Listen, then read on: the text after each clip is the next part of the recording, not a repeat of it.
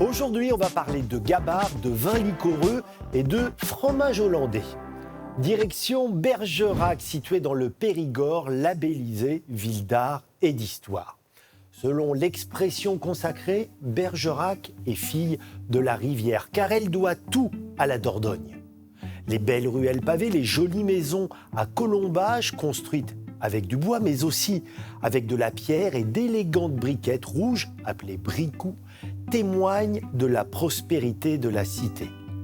La ville, fondée au Xe siècle, est vite devenue une capitale commerciale incontournable, notamment grâce à un premier pont en bois construit en 1209, alors l'un des rares points de franchissement du cours d'eau. Au Moyen-Âge, le vignoble de Bergerac était aussi important que celui de Bordeaux. Depuis le port, on exportait ses vins dans toute l'Europe du Nord, en particulier vers la Hollande.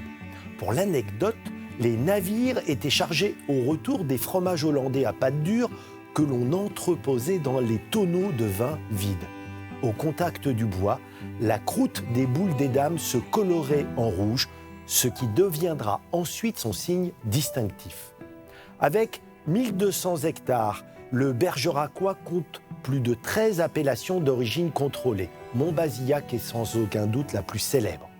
On a commencé à produire ici des vins liquoreux dès le XVIe siècle. En 1940, une cinquantaine de petits viticulteurs créent une cave coopérative pour mettre en commun les moyens, les outils. 20 ans plus tard, ils ont une idée marketing de génie, racheter le château de Montbazillac pour en faire la vitrine de l'appellation. Avant de l'ouvrir à la visite, ils restaurent la magnifique bâtisse où se côtoie l'architecture médiévale avec ses tours, ses douves, son chemin de ronde et l'élégance, la finesse qui caractérise la période de sa construction, la Renaissance. Pari réussi, avec 3 millions de bouteilles chaque année, la coopérative de Montbazillac est aujourd'hui le premier producteur de vins liquoreux au monde.